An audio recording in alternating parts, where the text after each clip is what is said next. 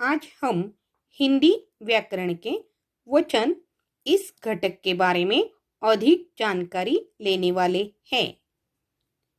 नीचे विभाग अ और विभाग ब में कुछ वाक्य दिए गए हैं, उन्हें पढ़ते हैं। पहला वाक्य है लड़का पढ़ता है।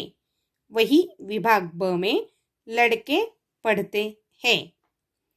दूसरा वाक्य है घोड़ा दौड़ता है। विभाग ब में घोड़े दौड़ते हैं। तीसरा वाक्य लड़की खेलती है। वही विभाग ब में तीसरा वाक्य है लड़कियां खेलती है।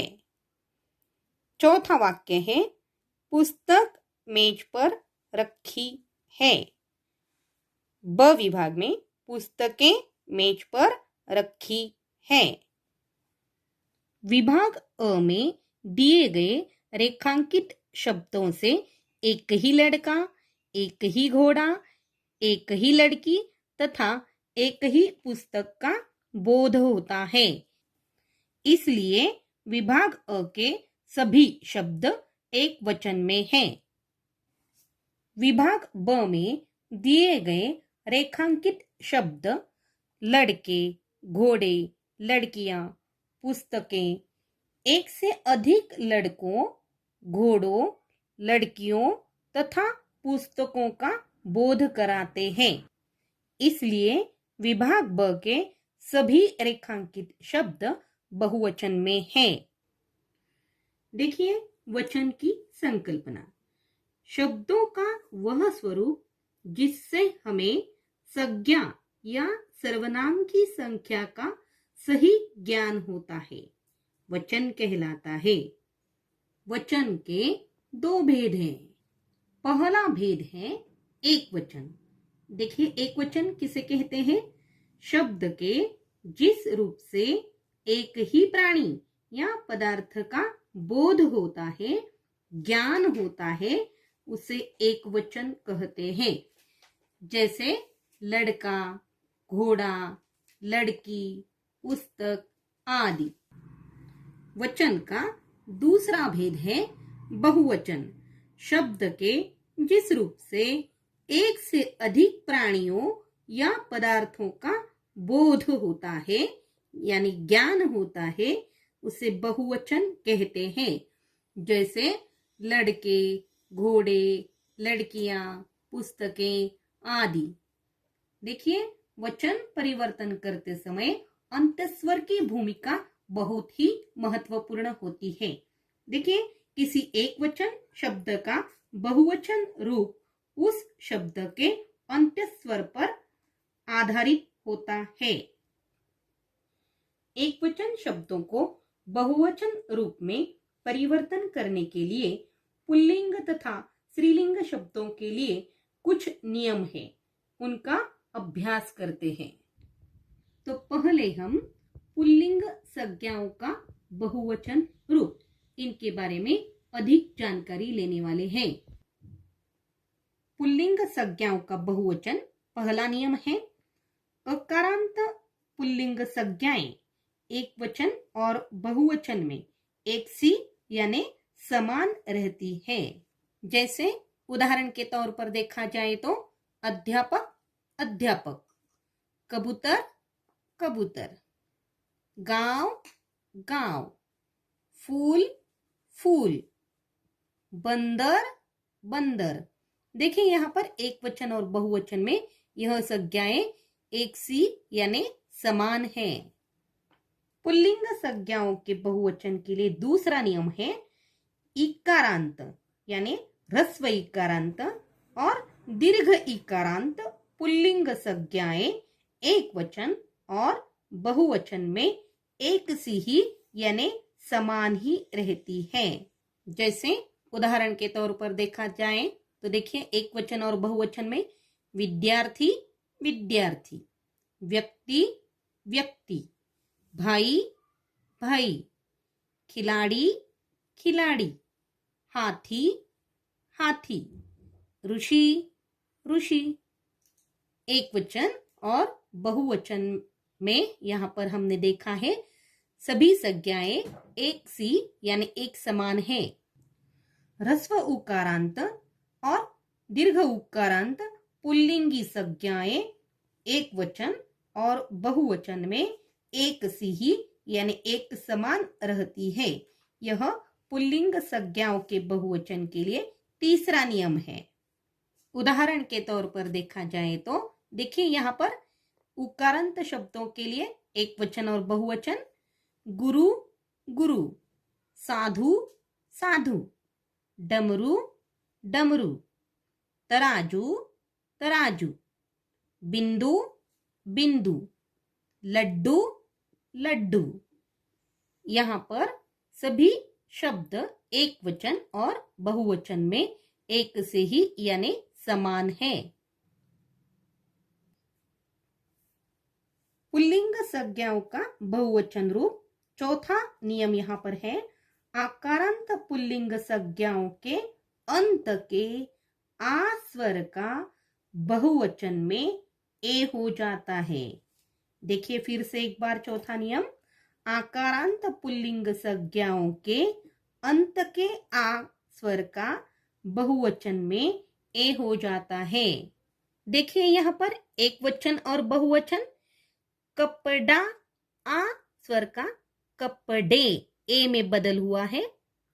दूसरा है चूहा, एक वचन में चूहा, बहुवचन में हुआ है चूहे ए।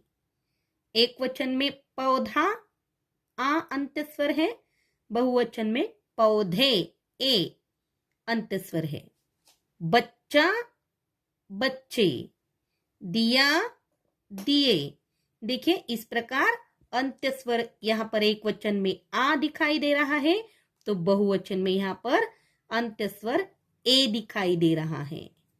अभी हमने चौथा नियम यहाँ पर देखा है, आकारांत पुल्लिंग संज्ञाओं के अंत के आ स्वर का बहुवचन में ए हो जाता है।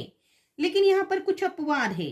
देखिए राजा, चाचा, मामा, नाना, नेता आदि शब्द बहुवचन में नहीं बदलते। फिर से एक बार देखिए अपवाद क्या है। राजा, चाचा, मामा, नाना, नेता आदि शब्द बहुवचन में नहीं बदलते। अब ब स्त्रीलिंग संज्ञाओं का बहुवचन रूप, इसके नियम देखते हैं।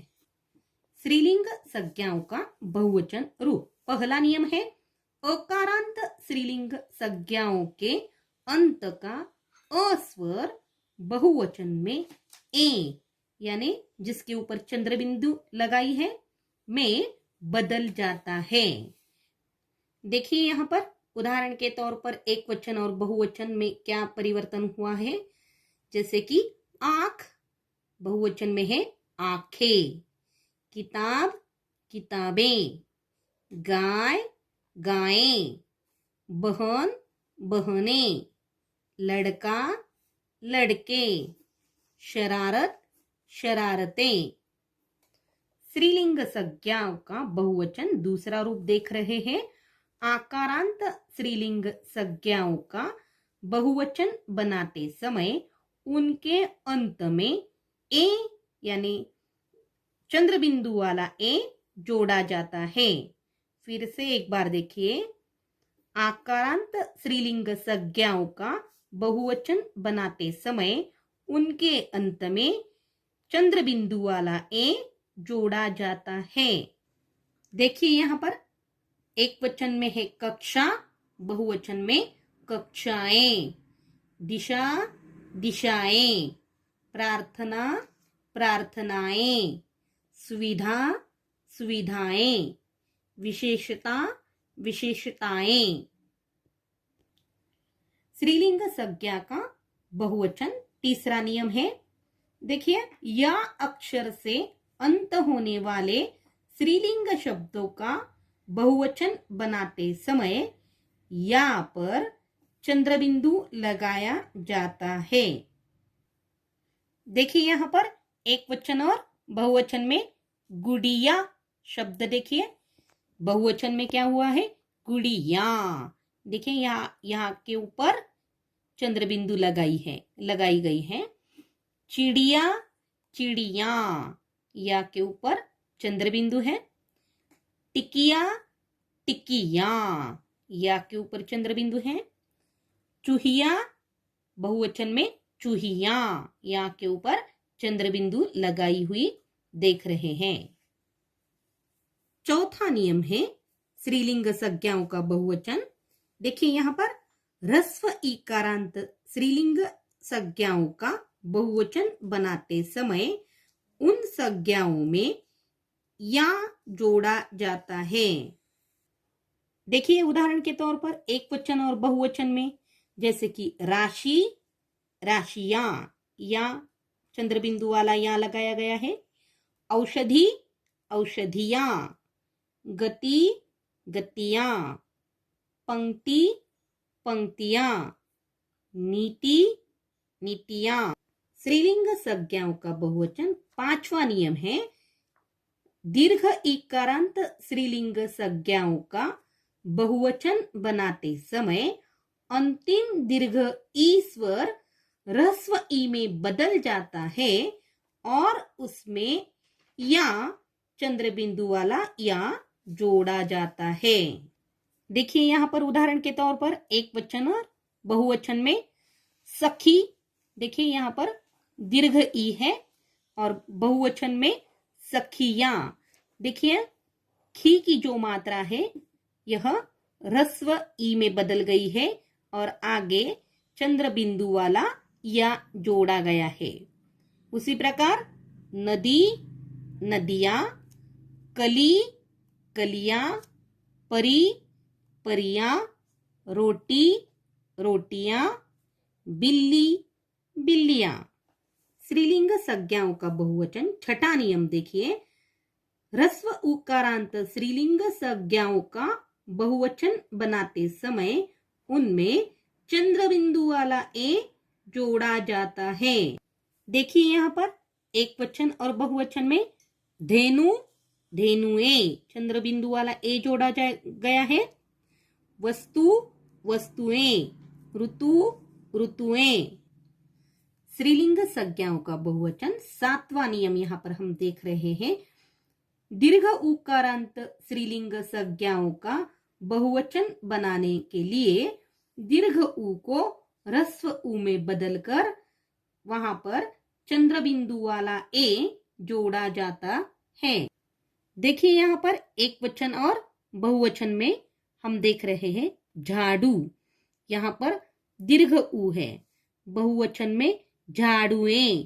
देखिए जो दीर्घ उ है वह परिवर्तन होकर ह्रस्व उ में बदल गया है और आगे चंद्र बिंदु वाला ए जोड़ा गया है। उसी प्रकार बहु बहुएं, वधु वधुएं। देखिए स्त्रीलिंग संज्ञाओं में कुछ विशेष, कुछ शब्द सदैव बहुवचन में प्रयोग किए जाते हैं, जैसे आंसू, बाल, दर्शन, प्राण, हस्ताक्षर। देखिए क सर्वनाम के वचन। देखिए यहाँ पर एक वचन और बहुवचन में मैं, हम, मुझे, हमें, तू, तुम लोग। बहुवचन में क्या हुआ है? तुम लोग। एक वचन में तुझे, तुम्हें। बहुवचन में क्या हुआ है? तुम लोगों को। अब यहां पर देखिए एक वचन और बहुवचन में यह, ये, इसे, इन्हें। एक वचन में देख रहे हैं वह, बहुवचन में है वे, उसे, उन्हें। आज हमने वचन इस घटक में वचन की संकल्पना, उसके दो भेद, एक वचन तथा बहुवचन और उनकी व्याख्या, पुल्लिंग तथा स्त्रीलिंग शब्दों का बहुवचन रूप और सर्वनाम शब्दों का एक वचन और बहुवचन रूप, इनके बारे में अधिक जानकारी हासिल